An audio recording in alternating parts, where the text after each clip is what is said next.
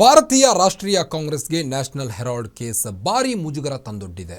ಇದೇ ಪ್ರಕರಣದಲ್ಲಿ ಮೊದಲ ಬಾರಿಗೆ ಸೋನಿಯಾ ಗಾಂಧಿ ವಿರುದ್ಧ ಚಾರ್ಜ್ ಶೀಟ್ ರೆಡಿಯಾಗಿದ್ದು, ಇದೆಲ್ಲ ಕೇಂದ್ರದ ಕೈವಾಡ ಅಂತ ಕಾಂಗ್ರೆಸ್ ದೇಶದಾದ್ಯಂತ ರೊಚ್ಚಿಗೆದ್ದಿದೆ. ನ್ಯಾಷನಲ್ ಹೆರಾಲ್ಡ್ ಕೇಸ್ನಲ್ಲಿ ಇಡಿ ಶಾಕ್. ಸೋನಿಯಾ ರಾಹುಲ್ಗೆ ಚಾರ್ಜ್ ಶೀಟ್ ಸಂಕಷ್ಟ. ರಾಷ್ಟ್ರ ರಾಜಕಾರಣದಲ್ಲಿ ಭಾರಿ ಚರ್ಚೆಗೆ ಕಾರಣವಾಗಿರೋ ನ್ಯಾಷನಲ್ ಹೆರಾಲ್ಡ್ ಕೇಸ್ನಲ್ಲಿ ಇಡಿ ಮಹತ್ವದ ಹೆಜ್ಜೆಯನ್ನೇ ಇಟ್ಟಿದೆ. ಈ ಪ್ರಕರಣದಲ್ಲಿ ಕಾಂಗ್ರೆಸ್ ನಾಯಕಿ ಸೋನಿಯಾ ಗಾಂಧಿ ಹಾಗೂ ರಾಹುಲ್ ಗಾಂಧಿ, ಹಿರಿಯ ಕಾಂಗ್ರೆಸ್ ನಾಯಕರಾದ ಸ್ಯಾಮ್ ಪಿತ್ರೋಡಾ ಮತ್ತು ಸುಮನ್ ದುಬೆ ಅವರ ಹೆಸರನ್ನ ಇಡಿ ಉಲ್ಲೇಖಿಸಿದ್ದು ಕಾಂಗ್ರೆಸ್ಗೆ ಬಿಗ್ ಶಾಕ್ ನೀಡಿದೆ. ಇದೇ ಮೊದಲ ಬಾರಿಗೆ ಸೋನಿಯಾ ಗಾಂಧಿ ಹಾಗೂ ರಾಹುಲ್ ಗಾಂಧಿ ವಿರುದ್ಧ ಚಾರ್ಜ್ ಶೀಟ್ ಸಲ್ಲಿಕೆಯಾಗಿದ್ದು, ರಾಷ್ಟ್ರ ರಾಜಕಾರಣದಲ್ಲಿ ಬೆಂಕಿ ಬಿರುಗಾಳಿಯನ್ನೇ ಸೃಷ್ಟಿಯಾಗಿದೆ. ನ್ಯಾಷನಲ್ ಹೆರಾಲ್ಡ್ ನಲ್ಲಿ ಅವ್ಯವಹಾರ ನಡೆದಿದೆ ಅಂತ ಮೊದಲು ಆರೋಪಿಸಿದ್ದು ಬಿಜೆಪಿ ನಾಯಕ ಸುಬ್ರಮಣಿಯನ್ ಸ್ವಾಮಿ.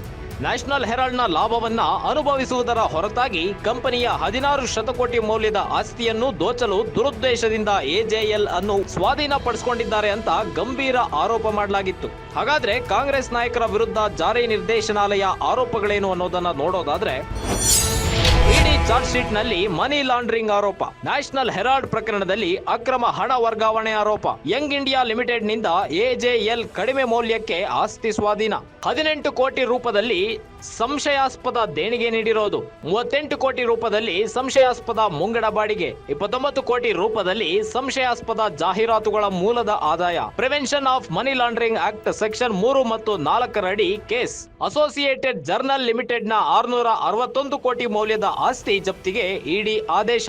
ಕಾಂಗ್ರೆಸ್ ಹಿರಿಯ ನಾಯಕರ ವಿರುದ್ಧ ಇಡಿ ಆರೋಪ ಪಟ್ಟಿ ಸಲ್ಲಿಸಿದ್ದ ಹಿನ್ನೆಲೆಯಲ್ಲಿ ಬಿಜೆಪಿ ನೇತೃತ್ವದ ಕೇಂದ್ರ ಸರ್ಕಾರವನ್ನ ಖಂಡಿಸಿ ದೇಶದ ವಿವಿಧೆಡೆ ಕಾಂಗ್ರೆಸ್ ಕಾರ್ಯಕರ್ತರು ಪ್ರತಿಭಟನೆ ನಡೆಸಿದರು. ಬೆಂಗಳೂರಿನಲ್ಲೂ ಶಾಂತಿನಗರದಲ್ಲಿರೋ ಇಡಿ ಕಚೇರಿ ಎದುರು ಕಾಂಗ್ರೆಸ್ ಕಾರ್ಯಕರ್ತರು ಆಕ್ರೋಶ ವ್ಯಕ್ತಪಡಿಸಿದರು. 3 ಭಾಷೆಯಲ್ಲಿ ಈ ಪತ್ರಿಕೆ ಸ್ಟಾರ್ಟ್ ಮಾಡಿದ್ರು.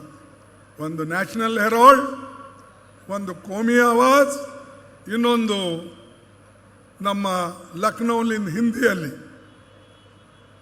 ಒಂದು ಪಟ್ನಾ, ಒಂದು ಹಿಂದಿ ಲಕ್ನೋ, ಇನ್ನೊಂದು ಡೆಲ್ಲಿಯಲ್ಲಿ. ಇಷ್ಟು ಕೆಲಸ ದೇಶಕ್ಕಾಗಿ ಮಾಡಿದಂಥ ಸಂಸ್ಥೆ ಮೇಲೆ ಇವತ್ತು ಇಡಿ ಕೂಡಿಸಿ ಶ್ರೀಮತಿ ಸೋನಿಯಾ ಗಾಂಧಿ ಅವರ ಮೇಲೆ ಮತ್ತು ರಾಹುಲ್ ಗಾಂಧಿ ಅವರ ಮೇಲೆ ಚಾರ್ಜ್ ಶೀಟ್ ಹಾಕಿದ್ದಾರೆ. ಇದು ನಾಚಿಕೆ ತರ್ತಕ್ಕಂಥದ್ದು. ಒಟ್ಟಾರೆ ನ್ಯಾಷನಲ್ ಹೆರಾಲ್ಡ್ ಕೇಸ್ ರಾಷ್ಟ್ರ ಕಾಂಗ್ರೆಸ್ ನಾಯಕರಿಗೆ ಮಹಾ ಕಂಟಕ ತಂದೊಡ್ಡಿದೆ. ಕಾಂಗ್ರೆಸ್ ನಾಯಕರ ವಿರುದ್ಧ ಏಪ್ರಿಲ್ 9ರಂದು ಇಡಿ ಸಲ್ಲಿಸಿರುವ ಆರೋಪ ಪಟ್ಟಿಯನ್ನು ವಿಶೇಷ ನ್ಯಾಯಾಧೀಶ ವಿಶಾಲ್ ಗೋಗ್ನೆ ಅವರು ಪರಿಶೀಲನೆ ನಡೆಸಿದ್ದು, ಮುಂದಿನ ವಿಚಾರಣೆಯನ್ನು ಏಪ್ರಿಲ್ 25ಕ್ಕೆ ಮುಂದೂಡಿದ್ದಾರೆ. Divyalatha Mudigere, news desk, Guarantee News, Bengaluru.